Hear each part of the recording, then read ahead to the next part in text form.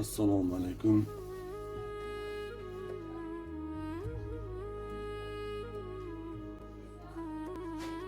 Bir kun yolg'on rostga telefon qildi. Ey rost,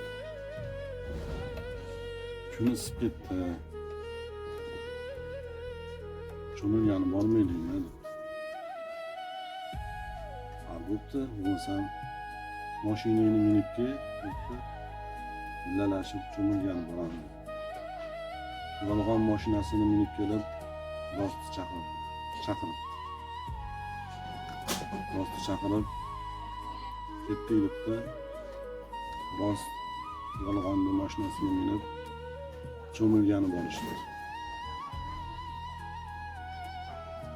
Shunda cho'milishsa rost o'rtarog'iga borib qoldi suvni. Ko'lmaydi, o'rtarog'iga borib qoldi. Yolg'on shunda o'zini ust-boshlarini kiyib, rostni ust-boshlarini ham olib qochib ketgan ekan. Endi buni sharhlayman desa, juda uzun bo'lib ketadi. Hozirgi paytda juda bir yolg'on gapirish xuddi rostga aylantirib qo'yyapti. Rost yolg'on gapiradi, rostni gapiradi. Shu yolg'on rost ust-boshlarini olib ketib, rost bo'lib yuribdimi yo'q deysizda.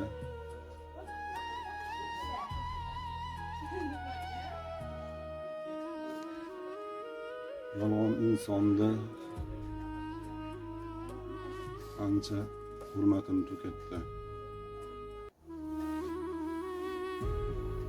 Ayniqsa savdoda.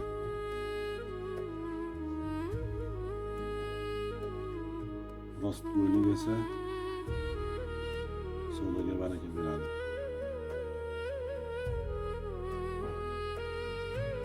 O'shandan beri